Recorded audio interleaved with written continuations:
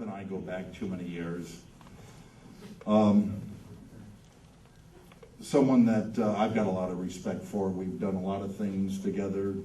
As a matter of fact, a few good years together over at Top Rank till he threw me out. No. You know, Bob said that Antonio Margarito was the most feared welterweight in the world. And we could see tonight why he gave him that tag. And he came in terrific shape. He pressed the action. Williams withstood everything. And that's why we felt that we were going to have the fight of the year. And I think some of those rounds were rounds of the year. But I'd like to bring him up. One of the greatest promoters of all time. I continually, even at the young age of 62, still pushing hard. Is it 62, Bob? Yeah, I wish. Yes. Yeah. Well, I got to tell you, you're acting like you're 62. So I want to bring him up, Bob Arum, chairman of Top Rank. And Bob, no cuss words here. It was a good fight. I think everybody got their money's worth. This is one hell of an arena for a fight. It's just beautiful, beautiful setting. You know, it reminds you of fights in the old Caesar's Palace years ago. There's nothing as dramatic as a great outdoor fight, particularly when you're blessed with weather like you have in Southern California. Both guys came to fight. I thought it was a terrific fight. I personally, you know, obviously I'm prejudiced. I had it scored for my guy, but it was close enough so that you can't argue with the way the judges scored it. But again, both guys deserve plaudits for fighting a terrific fight. And I think everybody who watched the fight really enjoyed it. Thank you. Well, hold on. Yeah, Bob, are you and Dan open to promoting a rematch? I think that would be great. I think that would be great. A lot of people have been talking about that. You know, it was a great fight. Dan said it was one of the fights that, you know, could be the fight of the year. Some of the rounds clearly were the rounds of the year. I think Antonio would welcome a rematch if Paul would grant him a rematch. I think a rematch would be great. But, you know, again, this was a mandatory fight. Williams had his hands raised, and so he and his promoter, Dan Goossen, have the right to fight anybody they want at 147 pounds as long as it's approved by the WBO. So, you know, we're not in any position to demand a rematch, but we'd certainly be open for it. Dan, what's your take on this? Well, we want the biggest fights out there, and stand here, Bob. We want the biggest fights out there, and certainly this was a fight that the fans would pay to see again. But there's something to be said that I hark back on at the beginning, that the welterweight division is probably one of the hottest divisions right now in boxing. Leonard, Duran, Hagler, Hearns. I mean, you had four guys constantly fighting each other that Bob promoted, as a matter of fact. Some of the greatest fights in the history of our sport.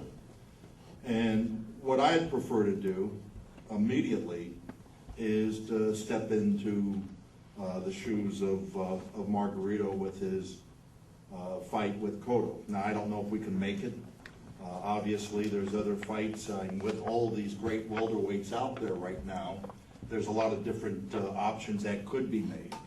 But certainly, with Mayweather, Mosley, Cotto, and Williams now, you know, I see, you know, that's really the old Hearns, Hagler, Duran, Leonard days. And, you know, I know Bob's got lunch Monday with Richard. We should have dinner, Bob. But, you know, Margarito, hey, I was on pins and needles up until the last seconds of the fight because Margarito obviously wanted to win this fight and did everything he could try to do to try to win it. We obviously thought Paul won, but that didn't mean that it was by any, simple means. But, Bob?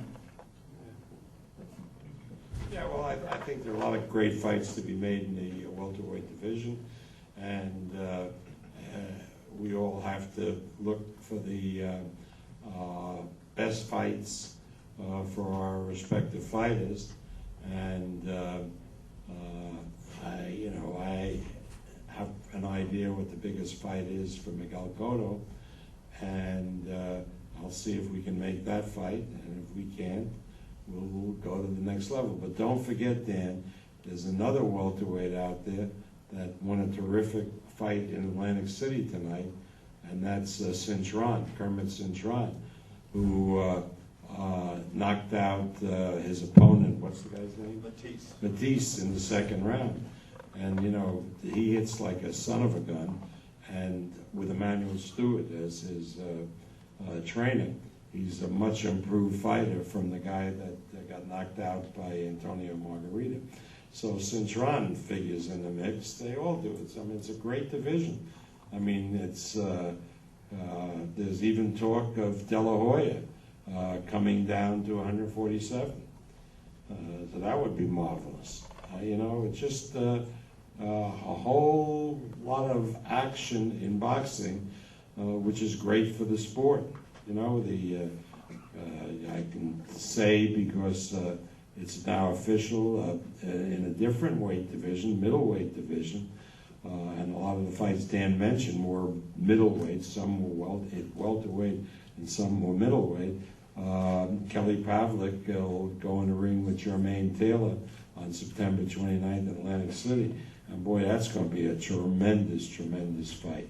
So it's great for boxing. And you got Manny Pacquiao fighting Marco Antonio Barrera October 6th.